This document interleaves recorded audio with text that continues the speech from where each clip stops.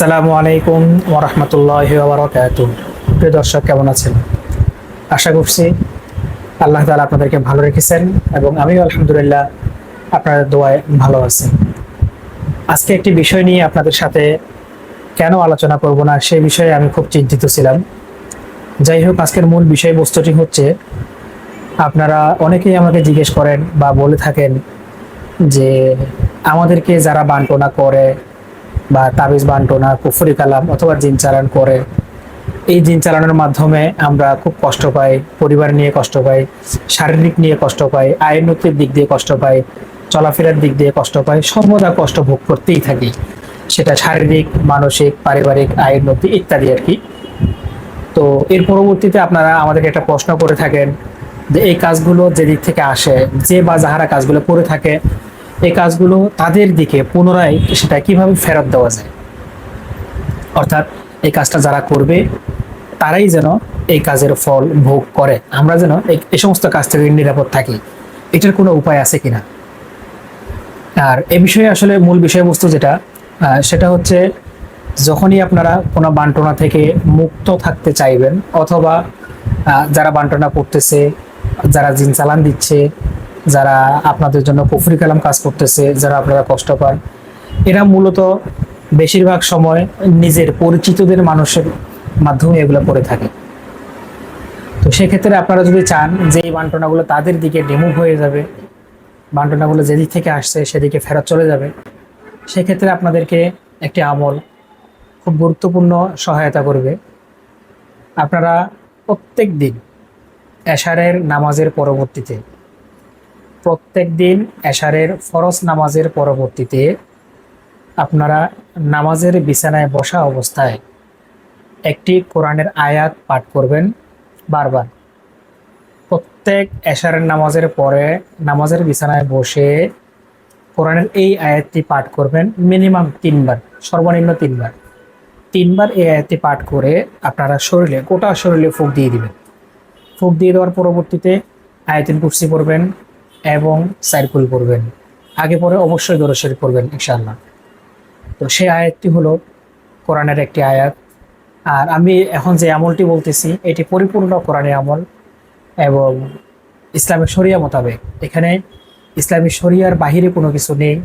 কুফরি, মগা, জিন চালান, এগুলা কোনো কাজ নেই। অর্থাৎ প্রত্যেকটা কাজের মূল শক্তি যেটা, সেটা হচ্ছে যে আল্লাহ তাআলার বিধান এবং পবিত্র কোরআনের আমল। এটা আপনাকে এবং আমাকে এবং সবাইকে এটা বিশ্বাস করতেই লাগবে। আল্লাহ তাআলা পবিত্র কোরআনে বলছেন, ইন্নাল্লাহা আলা কুল্লি শাইইন কাদির। নিশ্চয়ই আল্লাহ তাআলা প্রত্যেকটা শক্তির অধিকারী এবং সর্বোচ্চ শক্তিমান।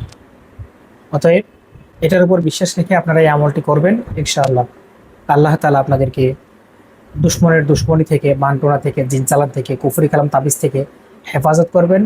এবং যারাই আপনাদের জন্য এই কাজগুলো করবে, মূলত কাজগুলো তাদের দিকে অটোমেটিকলি ফেরত চলে যাবে।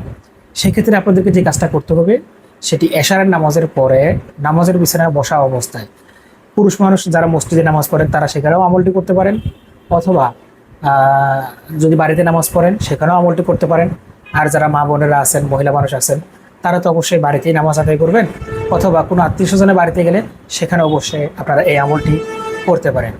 সেক্ষেত্রে আপনাদেরকে আমলটি হলো কোরআনের একটি পবিত্র আয়াত, বিসমিল্লাহির রহমানির রহিম, ওয়ারাদ্দাল্লাহু আল্লাযীনা কাফারু বিগাইযিহিম লাম ইয়ানালু খায়রা ওয়া কাফাল্লাহুল মুমিনিনাল কিতাল ওয়া কানাল্লাহু কাওয়িয়ান আজিজা।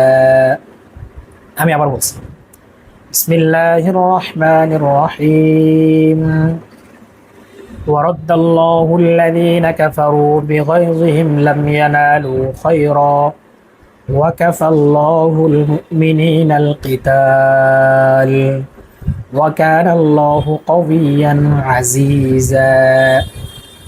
এই আয়াতটি পড়বেন এবং আয়াতটি 3 বার পড়ার পরবর্তীতে শরীরে ফুঁক দিবেন সিনাতে। এখানে জামা থাক বা পাঞ্জাবি থাক বা শার্ট থাক, গেঞ্জি থাক, একটু ফাঁক করে ফুঁক দিয়ে দিবেন সিনাতে।